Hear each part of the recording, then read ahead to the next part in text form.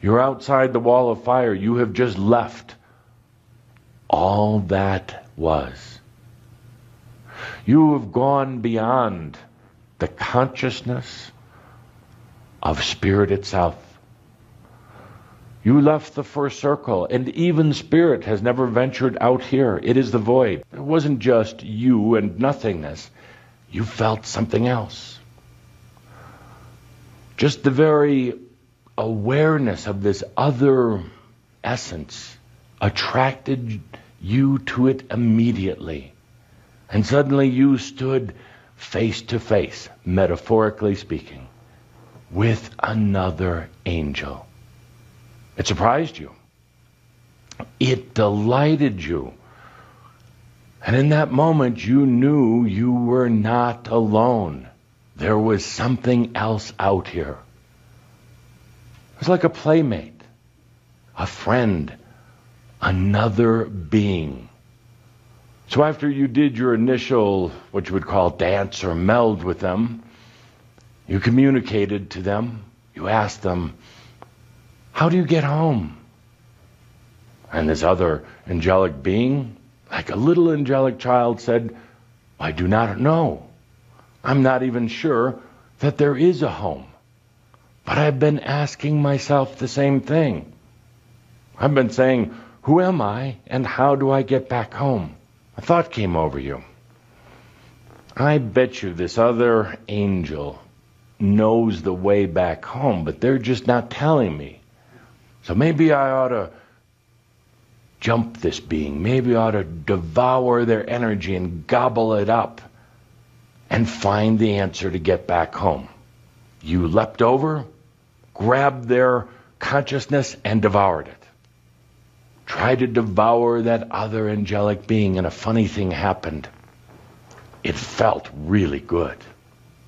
There was a lot of energy there, and it made you swell even more.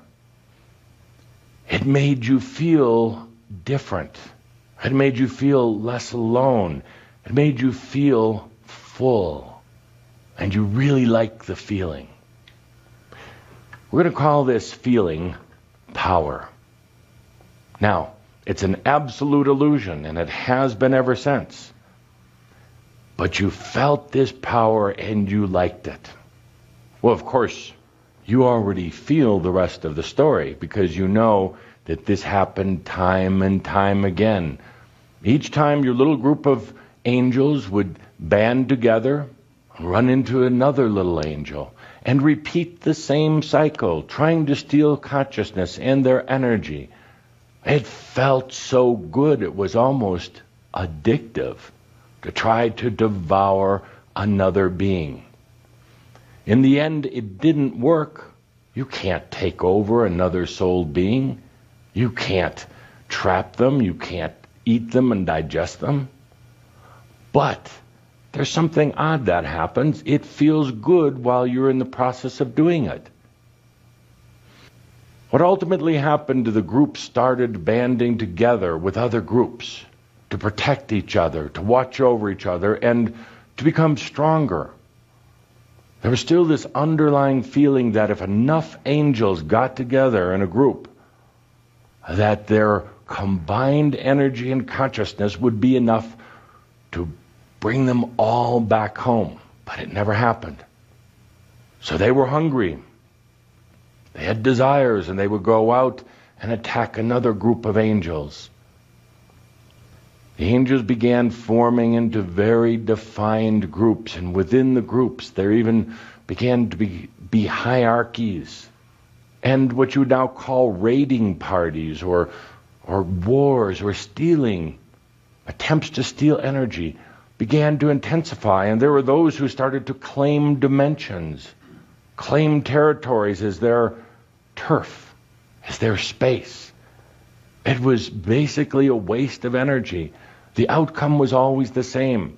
Oh, for a short period of time there could be some winners, but ultimately there weren't. Ultimately, this hunger for power would actually work against those who were seeking power. The more the groups tried to take over other groups, the more susceptible they became to being taken over by yet a third group.